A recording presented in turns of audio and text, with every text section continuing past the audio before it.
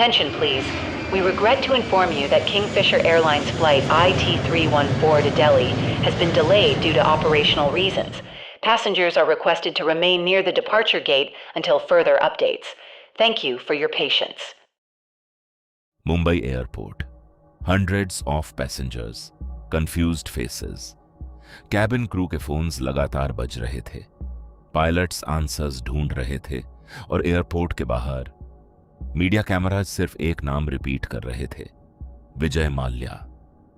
एक ऐसा बिजनेसमैन जिसे India king of good times के नाम से जानती थी.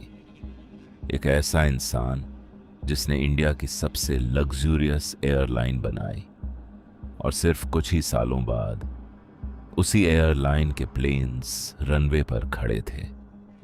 इंजन बंद, डोर्स बंद और सपने भी बंद. लेकिन यह सिर्फ एक एयरलाइन की स्टोरी नहीं है. यह स्टोरी है अनलिमिटेड एम्बिशन की, लग्जरी के ऑब्सेशन की और उन डिसीजंस की जिन्होंने इंडिया के एविएशन हिस्ट्री का सबसे बड़ा कोलैप्स लिख दिया. आखिर किंगफिशर एयरलाइंस आसमान से सीधा जमीन पर कैसे आ गई, इसका जवाब शुरू होता है एक सपने से. साल 2005. इंडिया की इकोनॉमी ग्रो कर रही थी. मिडिल क्लास पहली बार फ्लाइट्स अफोर्ड करना शुरू कर रहा था. एविएशन इंडस्ट्री एक्सप्लोड कर रही थी. और इसी वक्त यूनाइटेड ब्रेवरीज ग्रुप के चेयरमैन विजय माल्या एक नया ड्रीम लेकर आए. वो सिर्फ एयरलाइन लॉन्च नहीं करना चाहते थे, वो इंडिया की बेस्ट एयरलाइन बनाना चाहते थे. उस वक्त एयरलाइन सिर्फ लोगों को एक सिटी से दूसरी सिटी ले जाती थी, लेकिन विजय माल्या एक्सपीरियंस बेचना चाहते थे. लग्जरी, स्टाइल, कंफर्ट और स्टेटस. किंगफिशर एयरलाइंस लॉन्च हुई एक प्रॉमिस के साथ, फ्लाइट गुड टाइम्स. और सच कहें, स्टार्टिंग ऑलमोस्ट परफेक्ट थी. इमेजिन करो 2005 में आप किसी इंडियन एयरलाइन में एंटर करते हो. Simple seats, basic service, average experience.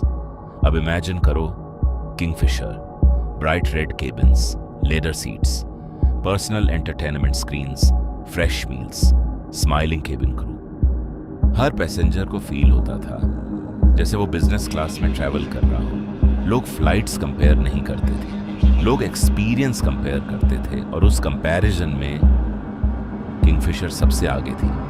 Media ने आर्टिकल्स लिखने शुरू कर दिए, पैसेंजर्स रिव्यूज देने लगे, अवार्ड्स मिलने लगे और विजय माल्या बिजनेसमैन से ज्यादा सेलिब्रिटी बन गए. हर एडवर्टाइजमेंट, हर इंटरव्यू, हर मैगजीन कवर बस एक ही इमेज क्रिएट कर रहा था. Luxury has a new name, Kingfisher. लेकिन हर लग्जरी की एक कीमत होती है और किंगफिशर वो कीमत रोज चुका रही थी. एक एयरलाइन का बिजनेस बहुत सिंपल लगता है. प्लेन उड़ाओ, पैसेंजर्स बिठाओ, प्रॉफिट कमाओ.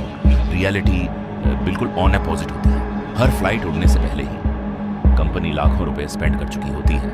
Fuel, maintenance, airport charges, pilots, cabin crew, aircraft leasing, insurance.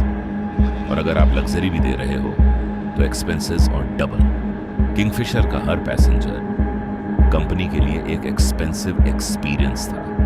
लेकिन विजय माल्या को लगता था लग्जरी ही उनकी बिगेस्ट स्ट्रेंथ है. और शुरू के कुछ सालों तक वो गलत भी नहीं थे. फ्लाइट्स फुल थी, ब्रांड ग्रो कर रहा था, इन्वेस्टर्स इंप्रेस थे, सब कुछ परफेक्ट दिख रहा था. लेकिन बिजनेस में सबसे डेंजरस चीज फेल्योर नहीं होती, सबसे डेंजरस चीज होती है सक्सेस. क्योंकि सक्सेस कभी कभी इंसान को वो रिस्क लेने पर मजबूर कर देती है जो उसे कभी लेना ही नहीं चाहिए. और विजय माल्या अब एग्जैक्टली वही करने वाले थे. एक ऐसा डिसीजन जो किंगफिशर की डेस्टिनी हमेशा के लिए बदल देगा. एयर डेक्कन नाम तो सुना ही होगा यहीं से. इस बड़े साम्राज्य की इमारत गिरने वाली है. साल 2007। किंगफिशर एयरलाइंस आसमान को ऊंचाइयों में उड़ रही थी। पैसेंजर्स खुश थे, अवार्ड्स मिल रहे थे, ब्रांड पीक की तरफ बढ़ रहा था। इसी वक्त विजय माल्या ने एक अनाउंसमेंट की, किंगफिशर एयर डेक्कन को एक्वायर करेगी। पहली नजर में ये डिसीजन ब्रिलियंट लग रहा था। किंगफिशर के पास लग्जरी पैसेंजर्स थे, एयर डेक्कन के पास बजट पैसेंजर्स। अगर दोनों मिल जाए तो मार्केट का बहुत बड़ा हिस्सा कंट्रोल किया जा सकता था। मीडिया ने इस डील को मास्टर स्ट्रोक बताया। इन्वेस्टर्स एक्साइटेड थे, लेकिन हर बड़ा डिसीजन सिर्फ बाहर से बड़ा नहीं होता, उसके अंदर छुपे रिस्क्स और भी बड़े होते हैं। किंगफिशर और एयर डेक्कन दो एयरलाइंस नहीं थी, वो दो अलग फिलॉसफीज थी। एक लग्जरी बेच रही थी, दूसरी अफोर्डेबिलिटी। एक पैसेंजर एक्सपीरियंस पर पैसा उड़ा रही थी, दूसरी हर रुपए की बचत कर रही थी। और जब ये दोनों एक कंपनी के अंदर आई, सब कुछ कॉम्प्लिकेटेड होने लगा। Operations, employees, aircraft, routes, costs, सब कुछ। और इसी कॉम्प्लेक्सिटी ने किंगफिशर के एक्सपेंसेस को कंट्रोल से बाहर कर दिया। पर विजय माल्या रुकने वाले नहीं थे। उन्हें लग रहा था ग्रोथ ही हर प्रॉब्लम का सल्यूशन है, लेकिन कभी-कभी ग्रोथ ही सबसे बड़ी प्रॉब्लम बन जाती है। लग्जरी मेंटेन करना सस्ता नहीं होता, एक्सपेंशन उससे भी महंगा होता है। कंपनी को नए एयरक्राफ्ट चाहिए थे, नए रूट्स चाहिए थे, नए एयरपोर्ट्स, नए एम्प्लॉयज और सबसे इंपॉर्टेंट नया पैसा। बैंक्स ने लोन देने शुरू किए, एक लोन, फिर दूसरा, फिर तीसरा।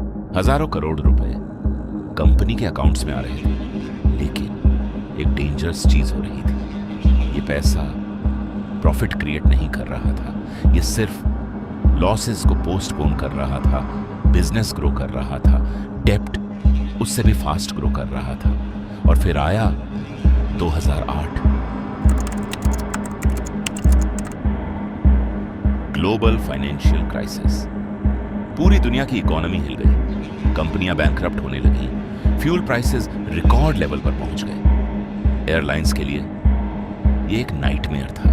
हर फ्लाइट और महंगी होती जा रही थी, पैसेंजर्स ट्रैवल कम कर रहे थे और किंगफिशर ऑलरेडी डेप्ट में डूबी हुई थी। अब कंपनी को हर दिन सरवाइव करना मुश्किल लगने लगा। कैश फ्लो ऑलमोस्ट खत्म हो गया, पेमेंट्स डीले होने लगी, aircraft lease payments, fuel bills, airport charges, सब पेंडिंग। लेकिन सबसे पेनफुल मोमेंट अभी आना बाकी था। एम्प्लॉयज को सैलरी मिलनी बंद हो गई। सोचो, जिन लोगों ने इंडिया की मोस्ट लग्जूरियस एयरलाइन को बिल्ड किया, उनके घरों में सैलरी आनी बंद हो गई। कैबिन क्रू प्रोटेस्ट कर रही थी, पायलट्स रिजाइन कर रहे थे, इंजीनियर्स कंपनी छोड़ रहे थे, पैसेंजर्स फ्लाइट्स कैंसिल होने की वजह से एयरपोर्ट्स पर फंसे हुए थे। मीडिया के कैमरास रोज एक ही चीज दिखा रहे थे, कैंसल्ड, कैंसल्ड, कैंसल्ड। और हर कैंसल्ड फ्लाइट के साथ एक और चीज टूट रही थी, ट्रस्ट। बिजनेस में पैसा वापस आ सकता है, कस्टमर्स भी वापस आ सकते हैं, लेकिन ट्रस्ट एक बार चला जाए तो उसे वापस लाना सबसे मुश्किल होता है।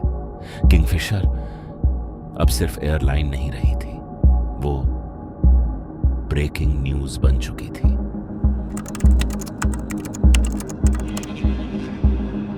अक्टूबर 2012, डीजीसीए ने किंगफिशर एयरलाइंस का ऑपरेटिंग लाइसेंस सस्पेंड कर दिया। बस यहीं स्टोरी खत्म हो गई। एयरक्राफ्ट एयरपोर्ट्स पर खड़े रह गए, कॉकपिट्स खाली हो गए, रनवेज चुप हो गए। वो एयरलाइन जिसने इंडिया को लग्जरी फ्लाइंग सिखाई थी, अब कभी उड़ नहीं पाई। हजारों एम्प्लॉयज अनसर्टेन फ्यूचर के साथ घर लौट गए। बैंक्स हजारों करोड़ रुपए रिकवर करने की कोशिश करते रहे और विजय माल्या कंट्रोवर्सीज का सेंटर बन गए। एक वक्त था जब उन्हें किंग ऑफ गुड टाइम्स कहा जाता था। आज उनका नाम इंडिया के बिगेस्ट कॉर्पोरेट फेलियर्स में लिया जाता है। लेकिन ये स्टोरी सिर्फ विजय माल्या की नहीं है, ये स्टोरी है उस ओवर कॉन्फिडेंस की जो सक्सेस के बाद आता है। ये स्टोरी है लग्जरी को प्रॉफिट से ऊपर रखने की, और ये स्टोरी है एक ऐसे बिजनेस की जो बाहर से $1 बिलियन एम्पायर लग रहा था, लेकिन अंदर से धीरे धीरे कोलैप्स हो रहा था। किंगफिशर एयरलाइंस फेल एक दिन में नहीं हुई, नहीं, सिर्फ एक गलती की वजह से। ये कई डिसीजंस का रिजल्ट था।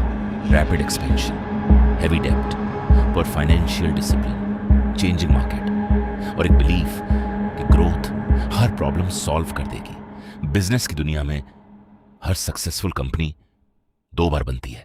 पहली बार जब वो ग्रो करती है, और दूसरी बार जब वो डिफिकल्ट डिसीजंस लेकर सरवाइव करती है। किंगफिशर पहला टेस्ट पास कर गई, दूसरा कभी पास नहीं कर पाई, और शायद इसीलिए आज भी इंडिया के एयरपोर्ट्स पर खड़े कुछ पुराने एयरक्राफ्ट हमें एक ही बात याद दिलाते हैं: success is rented and the rent is due every single day. अगर आपको लगता है कि किंगफिशर की सबसे बड़ी मिस्टेक कुछ और थी, तो कमेंट्स में ज़रूर बताना। और अगर आप ऐसी ही $1 बिलियन कंपनियों के हिडन ट्रुथ्स देखना चाहते हो, तो बिहाइंड डेथ बिलियन को सब्सक्राइब करना मत भूलना। Because every empire has a story, but not everyone knows what happened behind that billion.